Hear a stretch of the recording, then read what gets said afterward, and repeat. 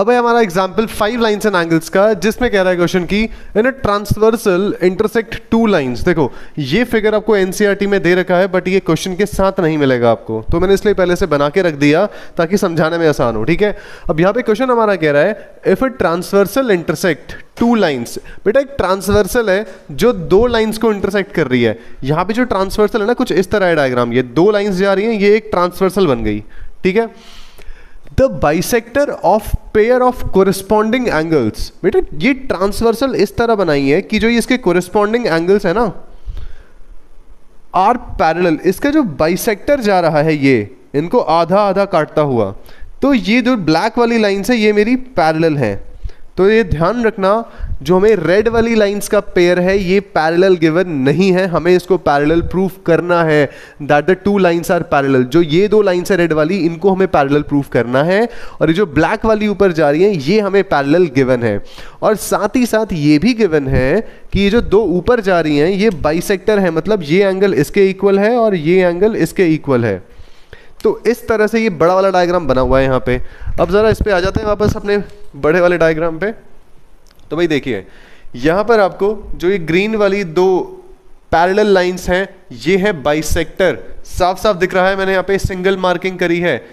ए B Q को आधा काटते हुए जा रही है बी ई, और बी सी एस को आधा काटते हुए जा रही है सी जी, बाइसेक्टर एंगल। अब इसके बाद हमें प्रूव करना है कि P Q is parallel to R S. तो लिख लेते हैं पहले यहां पे to prove P Q is parallel to R S, ये तो हमें प्रूव करना है। ठीक है, अब सबसे पहले जरा ये लिख लेते हैं यहां पे कि angle A B E equals to half of angle A B Q. ठीक है, यहां पर हमें केवल इस क्वेश्चन में 2 एंगल्स पे फोकस करना है। पहला एंगल कौन सा, ये जो ए बी ई है, और दूसरा एंगल बी सी जी।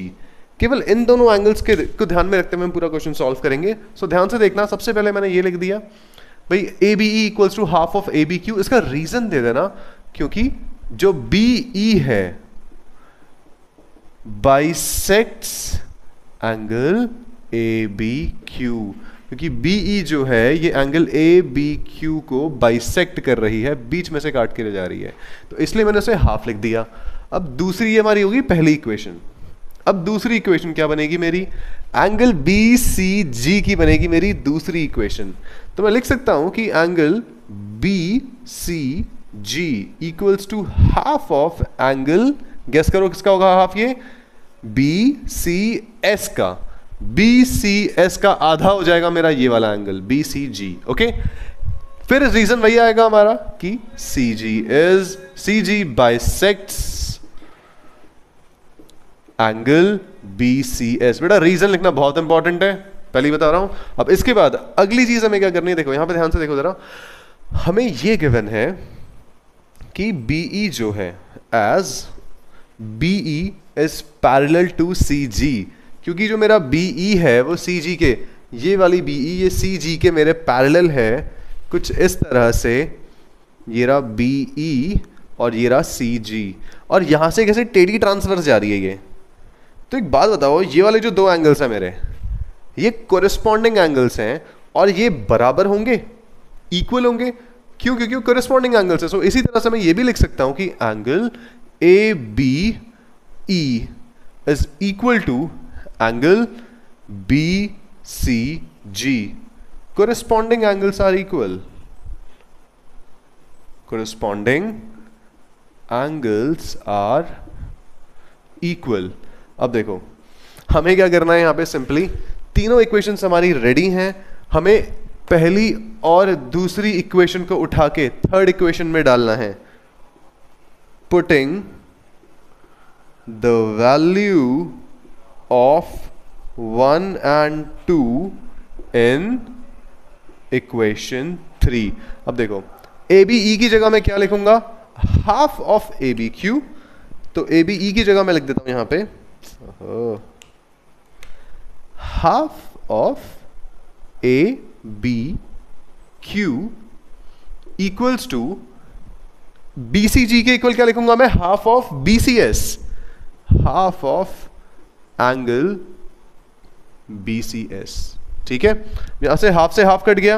अब बड़ा एक सिंपल सा यहाँ पे मुझे दिख रहा है, एक चीज़ दिख रही है कि एंगल ABQ जो है मेरा, वो एंगल BCS के इक्वल आ गया। ये बड़ी इंपॉर्टेंट चीज़ है, ध्यान रखना। ABQ BCS के इक्वल आ चुका है मेरा।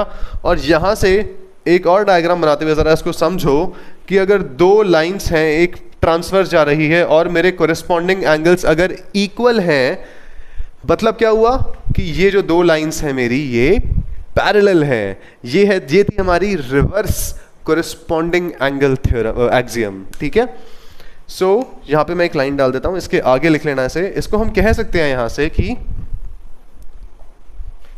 as corresponding angles are equal, so PQ is parallel to RS, hence proved। Okay, so यहां से हम लिख सकते हैं कि भाई क्योंकि हमारे दोनों कोरिस्पॉन्डिंग एंगल्स, यानी ये वाला पूरा एंगल और ये वाला पूरा एंगल इक्वल है, तो हमारी जो ये दो लाइंस जा रही हैं ये क्या होंगी, हमारी पैरेलल होंगी। सो ये था हमारा एग्जांपल 5। अब मिलते हैं अगली वीडियो में फर्स्ट क्वेश्चन के साथ अगली एक्सरसाइज के। सो तब तक के लिए कीप क्रैकिंग द कॉन्सेप्ट।